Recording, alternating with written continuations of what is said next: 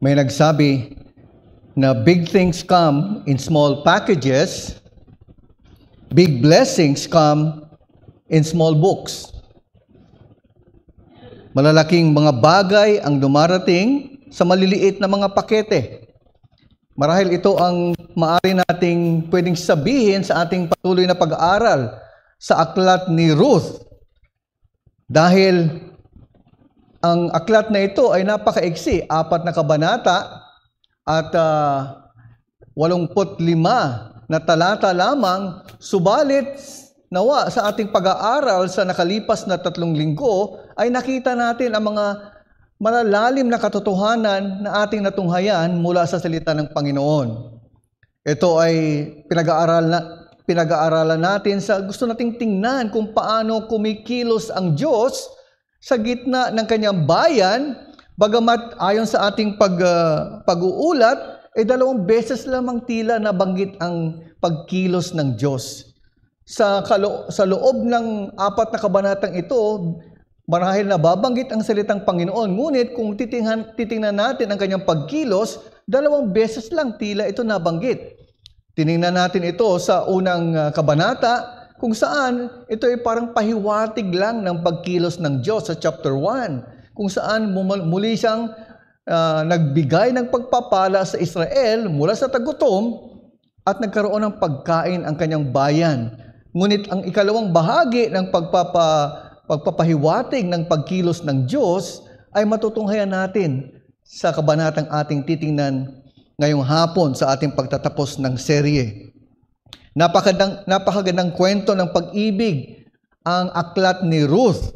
Ito ay hindi lamang dahil napakaganda ng paglalarawan ng may akda patungkol sa pag-iibigan ni Boaz at Ruth, kundi maganda ito dahil sa kwento ng pag-ibig ng Diyos sa kanyang bayan, sa kanyang pagliligtas sa kanyang bayang Israel sa lumang tipan, at makikita natin sa ating pagtatapos ano yung mga kahulihang pangyayari ayon sa kwentong ito na masasabi nating narito ang Diyos kumikilos sa gitna ng tila siya ay nakatago. At ito'y inumpisa natin sa pagtingin ng kwento ng isang pamilya sa pangunguna ni Elimelech, kung saan ito'y tumungo dahil sa kahirapan ng panahon taggutom, tumungo sa lugar ng Moab, marahil 50 kilometers away, upang maghanap ng ikatutustos ng kanyang pamilya. Ngunit sa hindi inaasang pagkakataon o sa mga pangyayari, siya ay namatay. Kasama ng kanyang 2 anak na lalaki at ang kanyang asawang babae ay nabiyuda. Kaya't ito ay bumalik sa Israel sa panahon ng merong pagpapahiwatig ang Diyos ng pagpapala sa kanyang bayan. Sa kabila ng kabigatan ng kanyang naramdaman dahil sa mga trahedyang dumaan sa kanyang pamilya, ganun na lamang ang pagkukwento ng may akda kung paano sa panahon ng kanyang pagbalik, may pag-asang makikita na merong tag-ani ng sibada na nangyari, kung saan ito ay magbibigay ng pag-asa sa pamilyang ito upang sila ay makakakamit ng mga pagpapala para sa kanilang pagtutustos upang mamuhay sa kabila ng mga trahedya. At hindi nagtapos ang kwento dahil sa nakaraang pagsalaysay natin, nakita natin ang paggawa ni Naomi, ang kanyang pagplano upang ang kanyang manugang ay magkaroon ng asawang lalaki sa panahon o sa pagkakataong makita nila ang isang kinsman redeemer sa katauhan ni Boaz. At ito nga, si Ruth ay nagpasyang sumunod sa payo ng kanyang biyanan at sa isang hindi kanais-nais na paraan, marahil sa paningin ng marami, ngunit sa kalooban ng Diyos, ginamit ito upang magpahayag si Ruth ng kanyang nais na maging kinsman redeemer o mapangasawa niya o asawahin siya ni Boaz na isang malapit na kamag-anak or kinsman redeemer para sa kanya. At dito nagtapos yung ating kwento.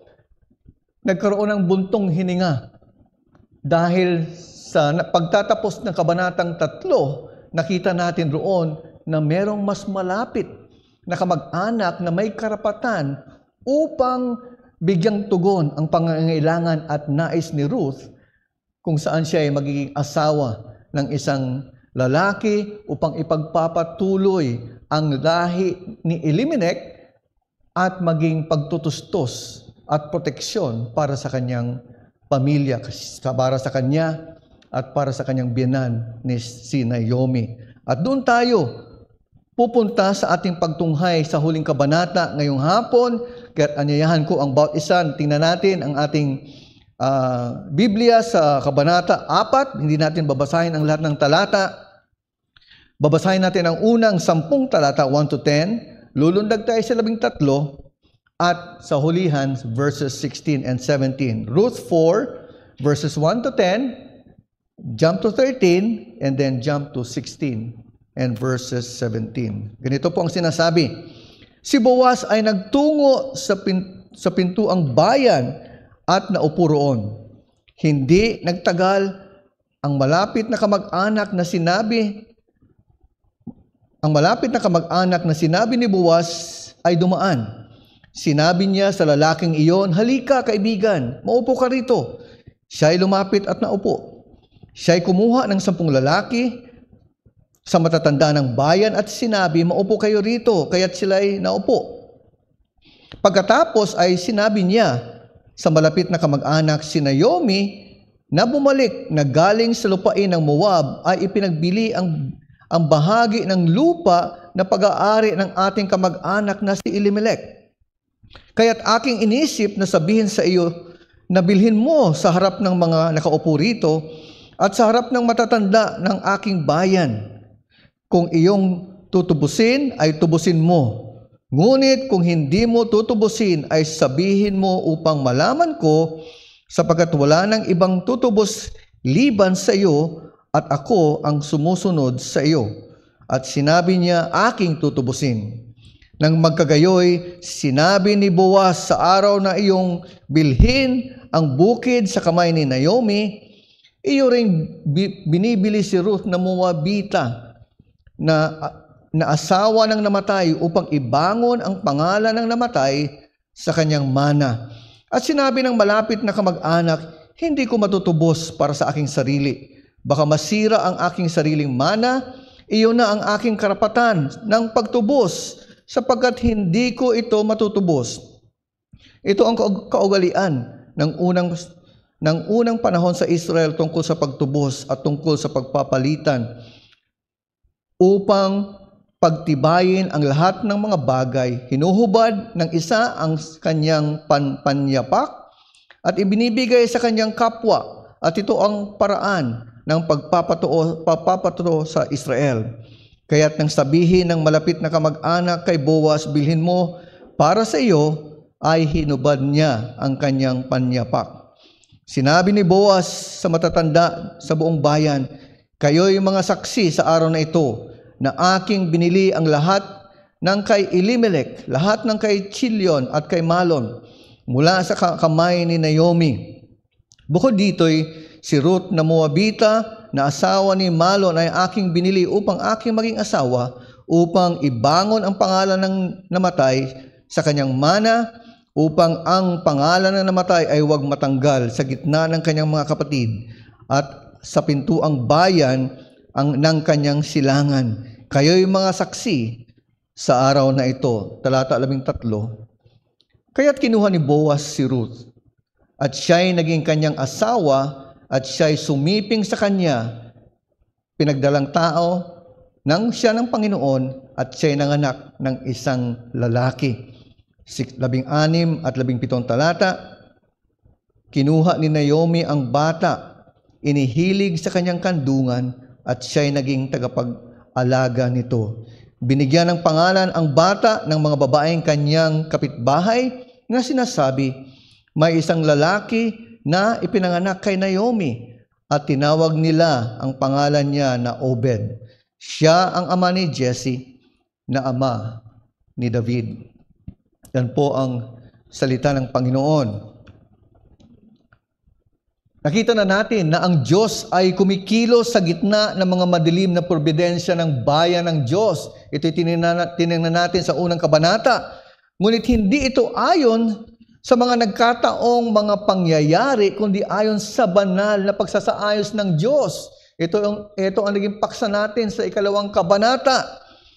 At hindi napipigilan o nahahadlangan ng mga mapanganib na mga pakana ng tao ang kanyang layunin. Ano man yung naging plano at layunin ni Naomi upang makuha nga ang kanyang gusto at magkaroon ng asawa si Ruth, hindi ito naging hadlang, kundi merong katuruan na napulot tayo sa pamamagitan ng mga pakana o mapanganib na pakana ng mga tao. Sa lahat ng mga ito, masasabi natin na hawak ng soberanong Diyos ang lahat ng bagay. Sa gitna ng wala tayong masyadong naririnig na pagkilos o paggawa ng Diyos sa mga kwento o sa mga pangyayaring ito, alam natin na ang Diyos ay kumikilos sa pamamagitan ng pagkilos niya sa mga kanyang mga anak. Siya ay may kontrol sa lahat ng mga personal na karanasan ng mga tao.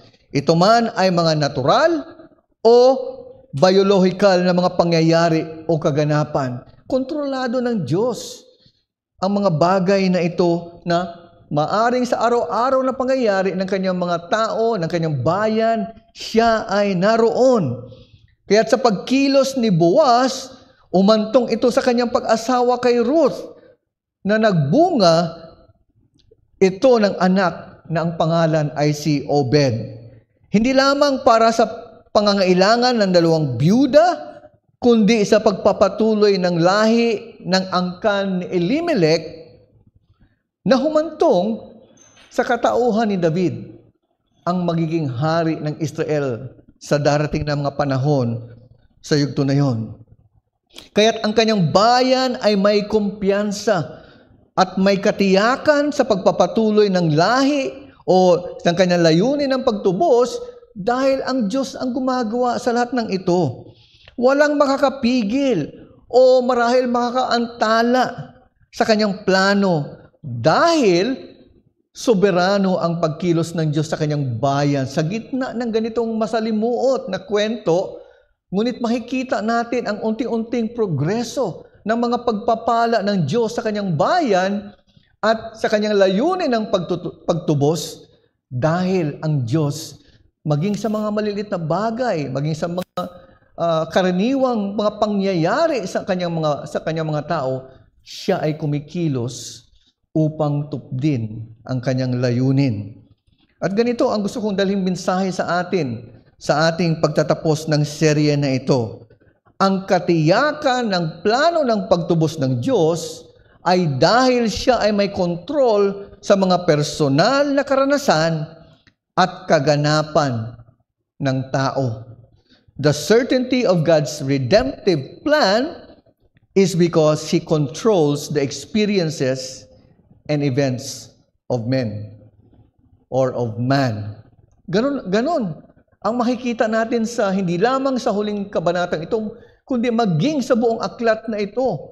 Kumikilos ang Diyos sa iba't ibang paraan na tila hindi natin makikita, napapansin, ngunit ang kanyang layunin ay na ipapakalat niya o dumadaloy ay tumutuloy dahil sa kanyang soberanong kontrol. Paano natin nararanasan ang katiyakang ito sa mga ordinaryong kaganapan sa ating mga buhay?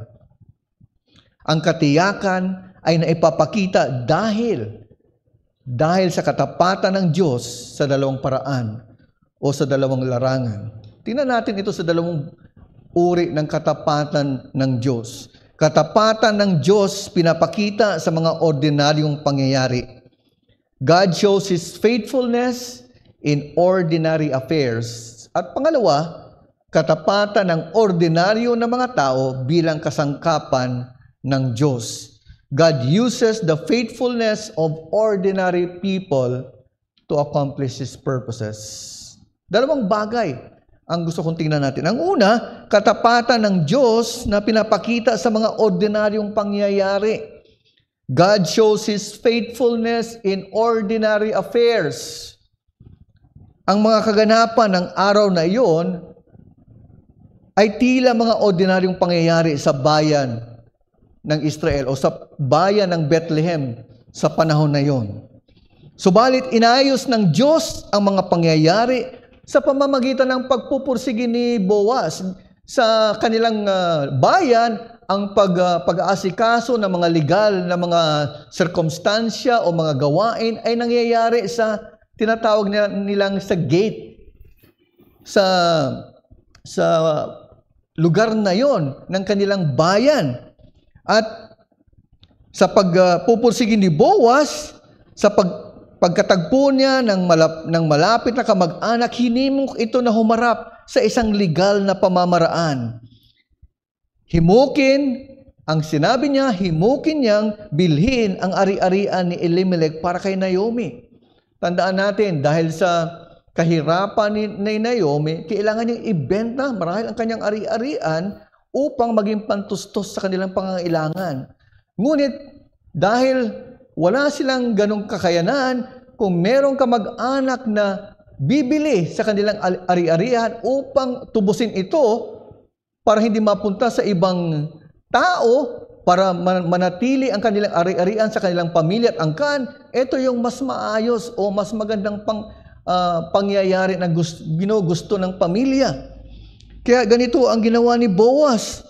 Ngunit, noong sabihin ni Boaz, nakalakip nito ang pagpakasal kay Ruth, ayon sa batas ng kinsman redeemer, upang mapagpatuloy ang pangalan ng pamilya at matubos ito, tumanggi ito, kunin ang kanyang tungkulin bilang kinsman redeemer o pinakamalapit na kamag-anak. Kaya't humantong sa katuparan ng pagkasal ni Boaz at Ruth dahil siya'y tumanggi, ang kasunod na maging may karapatan na upang tubusin ang ari-ariang ito ay si Boaz na, wala nang iba. Kaya't humantong sa kanilang pagkasal at ang pagkasilang ng kanilang anak na si Obed. Sa kahulihan, nakita natin ang kaangkanan ni David mula sa angkan ni Perez. Ang huling bahagi ng Kabanata 4 ay ang pagpapakita ng angkan ni David. Nag-umpisa kay Perez hanggang sa kanya na 10 henerasyon. Bagamat higit pa roon, kundi ito lamang ang ipinakita sa atin na may akda sa puntong ito. At ito'y nagpapakita sa atin na ang katapatan ng Diyos ay napapatunayan at nararanasan ng kanyang tao sa karaniwan kaysa sa mga kamanghamanghang pangyayari sa buhay. God's faithfulness is evidenced and experienced by His people in the ordinary more than the spectacular events of life. Totoo na ang Diyos ng Biblia ay Diyos na gumagawa ng mga kamanghamanghang pangyayari. Kung babasahin natin ang salita ng Diyos, lalo na sa Lumang Tipan, makikita natin ang mga kamanghamanghang ginawa ng Diyos sa kanyang pagkilos sa kanyang bayan. Nakita natin ang pangyayaring ito sa paglikas ng Israel mula sa pagkaalipin sa Ehipto, sa pagtawid sa dagat, sa paglalakbay sa ilang, sa pagtutustos at pag-iingat nito mula sa sari-saring panganib laban sa mga kalaban at maging sa mga sakuna. Tunay na kamangha-mangha ang pagkilos ng Diyos sa Israel. Mamamangha tayo kung paano gumawa ang Diyos sa mga kagilagilalas na mga pangyayari upang tupdin ang kanyang pangako sa kanyang bayan. At lalo na, kung muli nating titingnan ang mga pangyayari sa aklat ng mga hukom, alam natin ang madilim na panahon ng mga hukom kung saan ang kwentong ito ay napapaloob. Kung paano ang Diyos kumilos ng mga makapangyarihan upang iligtas ang kanyang bayan sa kanilang pagkalugmok sa pagkakasala, ngunit paulit-ulit bumabalik ang kanyang bayan sa pagtalikod sa Diyos. Ngunit nagkakamali tayo sa pag-akala na ang mga kagilagilalas na mga bagay lamang o sa mga gilagilalas na mga bagay lamang nararanasan ang katapatan at pangkapangyarihan ng Diyos. Dahil ang Diyos ng Biblia ay Diyos ng karaniwan. Ang katapatan ng Diyos ay ating nararanasan o nararanasan ng kanyang bayan noong panahon na ito sa pang-araw-araw na kanilang pamumuhay.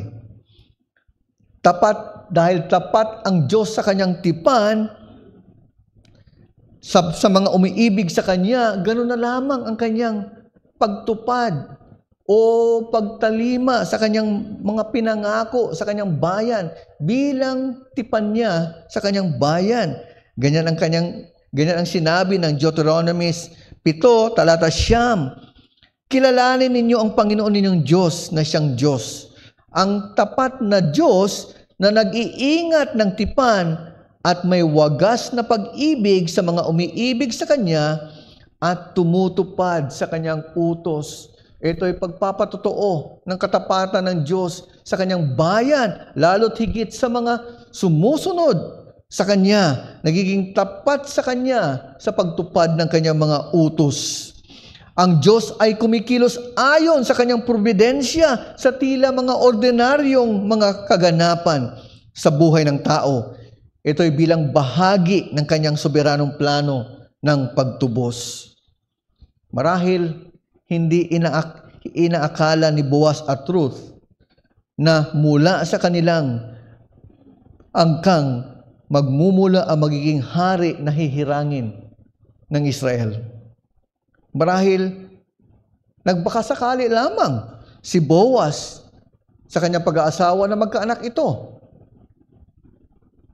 Sa unang asawa ni Ruth na si Malon, sila ay hindi nagkaroon ng anak sa 10 taon nilang pagsasama.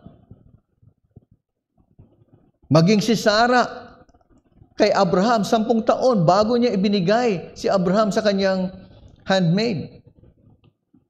Ngunit pagkatapos ng kasal ni Boaz kay Ruth, ayon sa talata 13, ganito ang sinabi na may akda. Kaya't kinuha ni Boaz si Ruth, siya'y naging kanyang asawa at siya'y sumiping sa kanya, pinagdalang tao siya ng Panginoon at siya'y nanganak ng isang lalaki.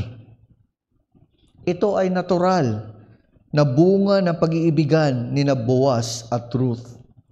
Ang sabi riyan, ayon sa pagsiping ni Boaz kay Ruth, pinagdalang tao siya ng Panginoon at siya'y nanganak na isang lalaki. Si Obed. Ang ibig sabihin ng Obed, servant or naglilingkod para kay Naomi. At ito'y naging pagpapala, hindi lamang para kay Naomi at kay Ruth, kundi naging pagpapala maging sa bayan ng Israel. Nakita natin ang lineage mula kay Obed, kay Jesse, at kay David. At ito ang dakilang plano ng Diyos para sa kanyang bayan. Isa sa opisina ng gobyerno na marahil nababasa at naririnig natin paulit-ulit ngayong mga kapanahunan ay yung Office of the Ombudsman. Ito ay opisina kung saan inatasan ng ating saligang batas na labanan o isulong ang paglilitis o paglaban sa mga katiwalian o pang-aabuso ng mga nanunungkulan sa gobyerno, lalo tigit yung may mga posisyon. At isang nakita natin ay yung nakaraang ombudsman ay tila walang masyadong nagawa ayon sa kaalaman ng karamihan. Medyo questionable ang kanyang katapatan. Marahil may pagtatakip sa mga iilan. Ngunit, bagamat ang ating Diyos ay hindi natin pwedeng maituring na isang ombudsman, ngunit ang katapatan ng ating Diyos ay hindi natin maaring matatawaran. Siya ay nananatiling tapat sa kanyang mga anak sa kabila ng mga pagkukulang, pagkakasala, at maging kahinaan nito. Kaya't ang hamon ko ay alisin sa iyong isipan ang paniwala na ang katapatan ng Diyos ay nararanasan lamang sa mga kamanghamanghang mga kaganapan sa buhay. Put away the notion that God's faithfulness is experienced only in the spectacular and the amazing events in life. Ito ang iniisip, ito ang hinahanap, ito ang tinitingnan ng mga iilan, ng mga may gustong makitang kagila-gilalas, kamanghamanghang gawain ang Diyos. Totoo, gumagawa ang Diyos ng ganong klaseng mga kagila-gilalas, kamanghamanghang gawain. At kung iisipin ko at isipin natin lahat, walang ibang pinakagila-gilalas at makamanghamanghang gawain ang ginagawa ng Diyos sa ating kapanahonan, kundi ang pagliligtas ng mga makasalanan. Ito ang isang gawain ng Diyos na hindi natin matatawanan. Ito ang gawain ng Diyos na tunay na namamangha tayo paulit-ulit maging sa ating kalagitnaan. Ngunit, hindi lamang iyon ang ginagawa ng Diyos maging sa kanyang mga alagad. Balikan natin ang kwento, ang kwentong ito. Ang apong lalaki sa kandungan ni Naomi ay isang malinaw na palatandaan na ang kahungkagan ng naramdaman niya sa pagtatapos ng unang kabanata. Alam natin kung saan siya, ganun ang kabigatan niya. Siya ay napuno ng kapaitan sa buhay dahil siya ay nagkaroon ng ganong mga pangyayari. Umalis siya ng puno, umuwi siya ng kakulangan, may kakulangan. Ganon ang nangyari at pakiramdam niya. Ngunit ngayon ay napalitan ng kapunuan sa pamamagitan ng biyaya ng Diyos. Ang panunumbalik ni Naomi ay dahil sa katapatan ng Diyos sa kanya, sa kabila ng kanyang naunang pagtalikod.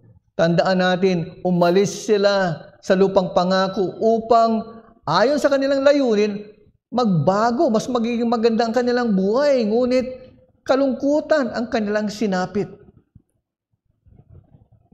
Kahit na walang makapagbabalik sa kanyang asawa at mga anak na lalaki, ngayon ay mayroon na siyang manugang na kinikilala ng lahat bilang higit pa sa 7 anak na lalaki. Isang kahangahangang parangal sa sinaunang panahon na yon. Ito ay isang parangal na binigay. At higit pa, siya ay nagkaroon ng isang inapo upang dalhin sa linya ng pamilya. Si Ruth, sa kanyang pag-asawa kay Boaz, ay naging lubos na kabahagi ng pamilyang Israelita.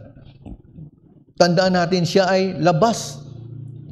Ang isang dayuhan na labas sa bayan ng Diyos ay naging bahagi nito dahil sa pagkilos ng biyaya ng Diyos, kung saan nilayo nito na talikuran ang kanyang pamilya. Ayon sa ating pagbasa noong unang kabanata, umalis siya sa kanyang bayan na Moab at iniwan niya ang kanyang Diyos na si Kimos upang yakapin niya ang Diyos ni Naomi, ang Diyos ng Israel na si Yahweh. Ang katapatan ng Diyos ay naranasan ni Boaz sa pagtaguyod sa kanya upang mamuhay para sa kaluwalhatian ng Diyos at gantimpalaan ng Diyos sa pamamagitan ng paggalang at pagpapala ng mga matatanda ng bayan nila. Yun ang pahiwatig ng mga matatanda nung kanyang yakapin ang kanyang tungkulin bilang kinsman redeemer. So nakita natin sa tatlong mga personalidad sa kwentong ito, pinagpala si Naomi, nanumbalik siya dahil sa biyaya ng Diyos. Si Ruth na labas ay naging kabilang sa bayan ng Diyos, at si Boaz dahil sa kanyang katapatan at dahil sa biyaya ng Diyos, ginampanan niya ang kanyang tungkulin upang maging kinsman redeemer o malapit na kamag-anak para kay Ruth. Sa pag-iingat at pagtataguyod ng Diyos ng iyong buhay pananampalataya, ito'y patunay ng kanyang katapatan sa iyo, kapatid. At nawa ito'y masasabi mo sa iyong sarili na ang Diyos ay nanatiling tapat sa kabila ng iyong pagkukulang sa Kanya. Ang Kanyang araw-araw na probisyon, ang mga pagkaing espiritual na tinatamasa mo, ang pagkalinga at pag-ibig ng kapatiran ay patunay ng katapatan ng Diyos sa iyong buhay na dapat mong ipagpasalamat at dahilan ng iyong pagpupuri sa Kanya. Ganon ba ang iyong pagtingin? Ganon ba ang iyong natuklasan sa katapatan ng Diyos sa iyong buhay? At nawa ito ang iyong maging kaisipan. Ito'y maging paalala sa iyo na hindi nagkulang ang Diyos, subalit patuloy ang Kanyang pagkalinga sa iyo, anuman ang iyong kakulangan at kahinaan.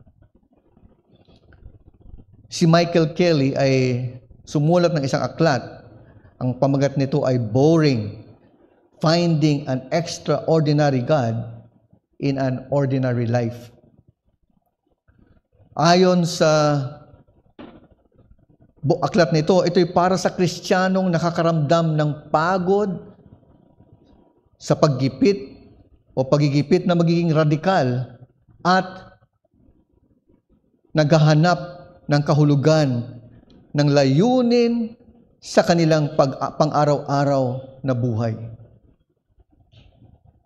Kailangan maging kontento ang isang Kristiyano sa halip na contentment rather than constant or seeking constant excitement sa kanyang buhay. Ang ordinaryong buhay ay hindi boring kung ito'y titingnan mo sa punto de vista o sa lente ng iyong buhay pananampalataya. Anuman ang hirap o marahil hamon na pinagdaraanan natin sa ating mga buhay, ngunit hindi nagkukulang ang Diyos sa pang-araw-araw na pagpapala na ibinibigay niya sa atin sa ating patuloy na paglakad ayon sa kanyang kalooban. Ngunit pangalawa, katapatan ng ordinaryo na mga tao bilang kasangkapan ng Diyos para sa kanyang layunin. God uses the faithfulness of ordinary people for His purpose, para sa kanyang layunin. Sino si Elimelech? Si Naomi, si Ruth at Boaz. Sila ay mga ordinaryong mga tao sa panahon ng mga hukom. Kung titingnan natin sa aklat ng hukom, hindi natin nababasa ang kanilang mga pangalan. Maliban kay Ruth at Boaz, ang mga pangalan na ito ay hindi na nabanggit sa ibang bahagi ng kasulatan. Nabanggit si Boaz sa Mateo na ama ni Obed at maging si Ruth na magiging tinatawag nating founding mother ng dinastiya ni David na kung saan ay magiging darating na hari para sa Israel. Naging mabuting manugang si Ruth kay Naomi, ibinigay ang sarili. Naging mabuting kamag-anak si Boaz sa kanyang pagkupkup kay Naomi at Ruth. Sa gitna ng mas malalaking pangyayari sa mundo at maging sa panahon na yon, at mga kilalang mga tao sa isang sulok ng isang maliit na bayan, ang Bethlehem. Doon nakatuon ang Diyos upang ipaliwanag, ikwento sa atin ang kanyang patuloy na layunin sa pagtutubos para sa kanyang bayan sa katauhan ng mga tatlong personalidad na ito. At sila'y kumilos na may katapatan o sa kabila ng kanilang kahinaan upang isulong o gampanan ang kanilang tungkulin para sa pagpapatuloy ng layunin ng Diyos ng pagtutubos ng kanyang bayan. Nagpinapaalala nito sa atin na kinakasangkapan ng Diyos ang katapatan ng mga ordinaryong tao upang gumawa ng mga dakilang bagay para isulong ang kanyang layunin. God uses the faithfulness of ordinary people to do great things to advance His purpose. Si Naomi ay nanalangin na si Ruth ay makatagpo ng kapahingahan sa bahay ng kanyang asawa. That is chapter 1 and verse 9. Maging kay Boaz sa chapter 2 verse 12, gantihan nawa ng Panginoon ang iyong ginawa at bigyan ka nawa ng lubos na gantimpala ng Panginoon. Ganito rin ang panalangin ni Boaz sa nakita niyang kabutihan ni Ruth. At maging si Ruth ay naghangad na makatagpo ng asawa. Kaya gano'n na lamang ang kanyang pagbanggit kay Boaz sa chapter 3 verse 9. Kaya't ang pag-aasawa nito kay Boaz ay hindi lamang katugunan ng kanyang hiling, kundi kasagutan ng mga pananalangin ni Naomi at Boaz. Sa pamamagitan ng mga pananalangin ng mga anak ng Diyos, mga ordinaryong tao na kinasangkapan ng Diyos, tumugon ng Diyos para isulong ang kanyang layunin para sa kanyang bayan. Pinakita ni Ruth ang kanyang katapatan. Ang salitang ginamit nito ay yung pangalang Hesed. Ang pag-aalaga ng kanyang binan, pinakita ni Boaz ang kanyang katapatan, again, yung salitang Hesed, sa pagiging kinsman redeemer para kina Naomi at Ruth. Hindi niya inisip kung ano ang sasabihin o gagawin ng mga tao o kahit na ang kapinsalaan ng panlipunan at pinansyal na gastos na kaakibat sa kanyang paggawa o sa kanyang nais na gawin upang asawahin si Ruth. Sinikap ni Boaz na sundin kung ano ang naaayon sa batas ng Israel. Kaya't marahil tinitingnan na iba, medyo hindi agad binanggit ni Boaz ang kanyang gagawin upang himukin ang isang malapit na kamag-anak na kasama si Ruth sa bagay na iyon ng kanyang pakikipag-usap. Sinikap ni Boaz na sundin ayon sa batas, sumunod at nagpasakop dito na may pagtitiis upang maisakatuparan ang mabuti at marangal para sa Diyos. Handang isakripisyo ang kanyang pagnanais para kay Ruth kung ito ang hinihingi ng batas upang matiyak ang higit na kabutihan at ito ang katiwasayan ni Naomi at Ruth. Sinunod niya kung anong sinabi ng batas. Hindi siya gumawa ng shortcut, hindi niya inunahan, kundi ayon sa utos, nagpasakop si Boaz bilang kanyang katapatan sa utos ng Diyos. Kung ano man ang mangyari, kung mapunta man sa kanya si Ruth o hindi.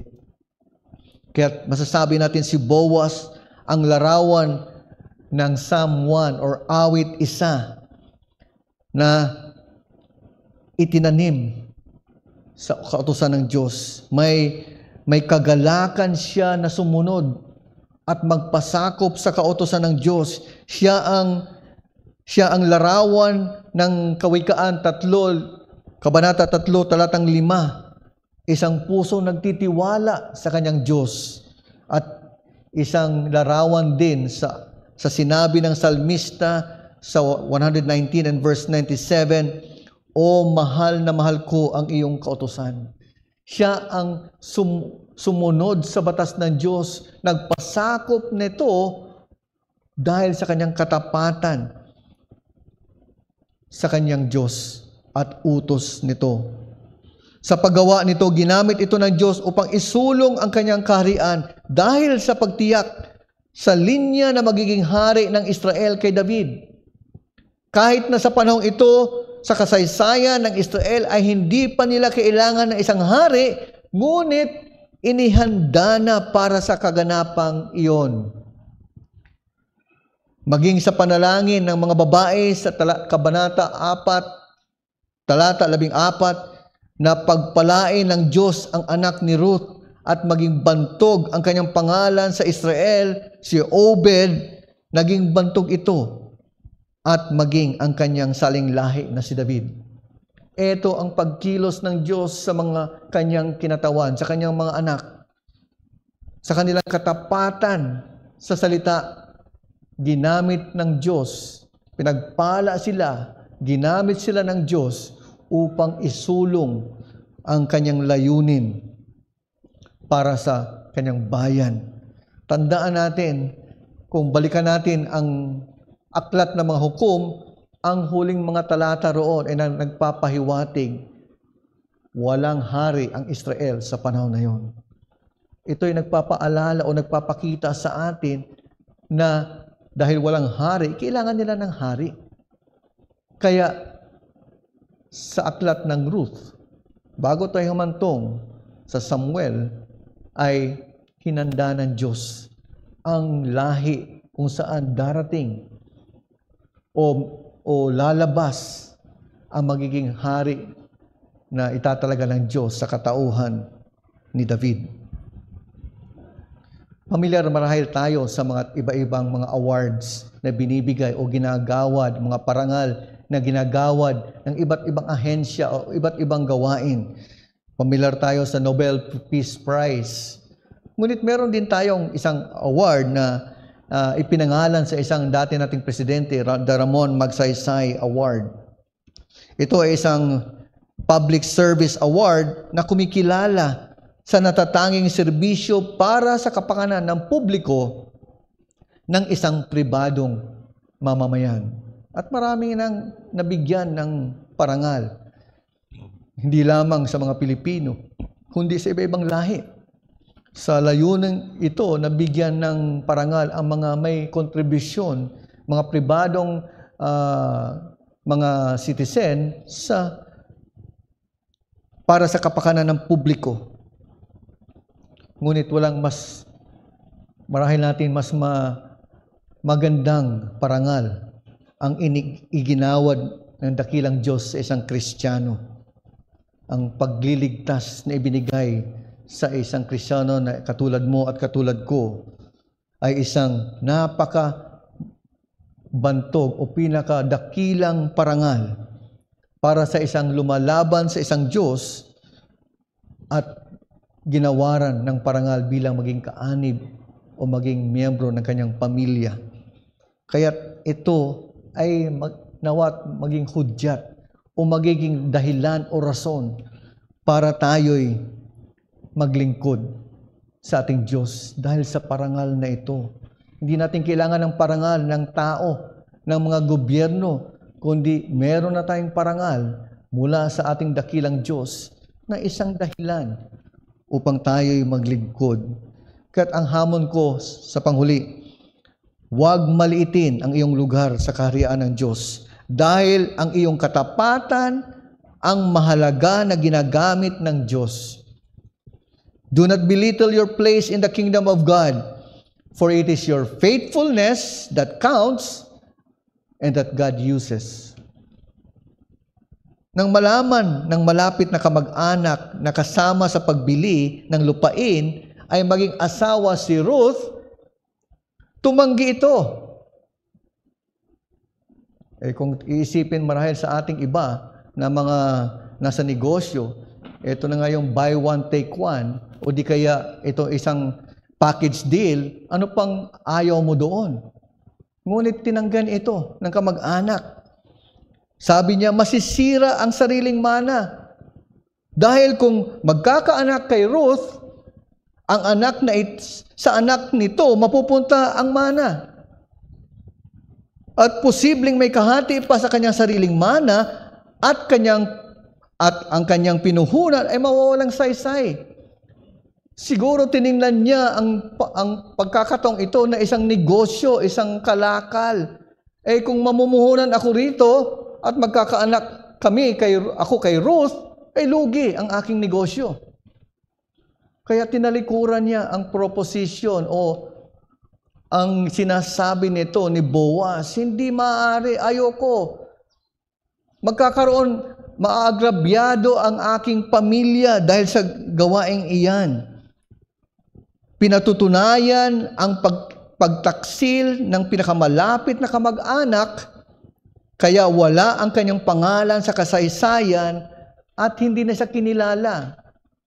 Marahil yun ang dahilan. Napansin natin, bakit walang pangalan? O sa original language ito, ang tawag nito ni Boaz ay Mr. So and so. Hindi talaga sinadyang binigyan ng pangalan. Nabura ang kaisipan ng kanyang pangalan marahil sa kahihiyan o dahil hindi ito naging matapat.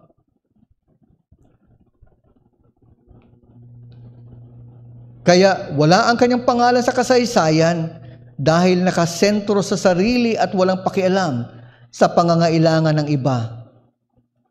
Ang tanong ko, ano ang iyong iniingatan o ano ang iniingatan mo para sa iyong sarili na dapat mong ibigay para sa pagsulong ng kaharian?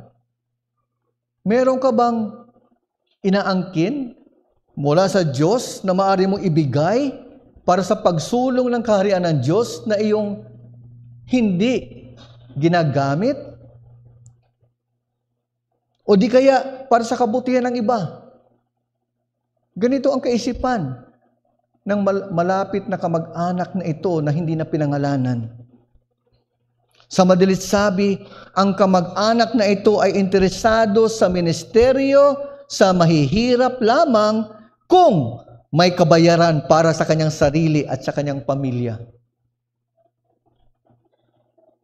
Magastos na ministeryo na walang anumang personal na kabayaran?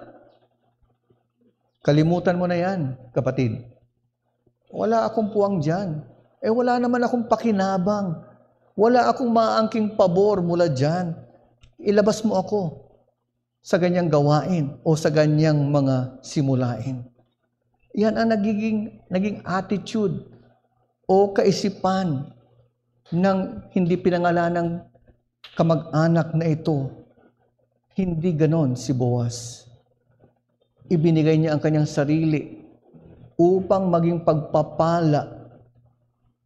Hindi lamang para kay Naomi at Ruth, panatiliin ang pagpapatuloy ng angkan ni Elimelech, upang proteksyonan at tustusan ang mga biyudang ito, ngunit sa kanyang pagkaroon ng anak with ni Ruth, naging pagpapala siya.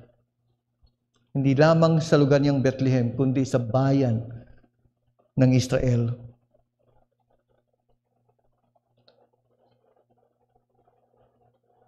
Nawa hindi ganyan ang iyong pagtingin sa gawain ng Diyos at maging sa iyong tungkulin sa iglesia ng Diyos. Kung susuriin mo ang taong ito sa iyong buhay pananampalataya, ano ang naging ambag? Ang ambag mo sa kaharian? Kamusta ang iyong katapatan sa mga mandato bilang kaanib ng iglesia? Naisip mo na ba kung saan ka nagkulang o saan ka naging tapat sa Diyos? Maging ang simpleng presensya mo sa pulong panalangin o pananalangin o maging sa fellowship ng mga kapatiran, marahil iisipin mo'y maliliit man ito sa iyong paningin, ngunit kasangkapan ng Diyos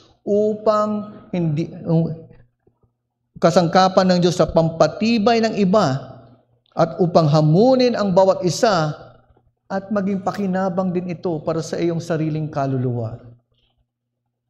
Nawa, kapatid, ito ay maging paalala sa atin ang kahalagahan ng ating katapatan bilang mga ordinaryong mga tinatawag nating mga alagad ng Diyos. Wala tayo, marami sa atin ay walang mga katungkulan marahil sa iba't ibang ministeryo at gawain o sa iglesia. Ngunit, meron tayong hinahanap sa atin ang katapatan ng Diyos dahil meron tayong tungkulin na gaganapin bilang kaanib ng iglesia para sa pagsulong ng kaharian ng Diyos. Si Charles Thomas Studd, o mas kilala na si C.T. Studd, ay isang kilalang cricket player nung panahon na yon. Siguro kung merong Michael Jordan sa basketball sa ating kapanahunan, siya yung tinaguro ang Michael Jordan ng cricket world nung sa kanyang kapanahunan. At siya ay miyembro ng isang grupo na tinatawag na Cambridge 7. Mayamang mga tao na iniwan ang katanyagan at kayamanan upang ibigay ang mga sarili at naging mga ebanghilista.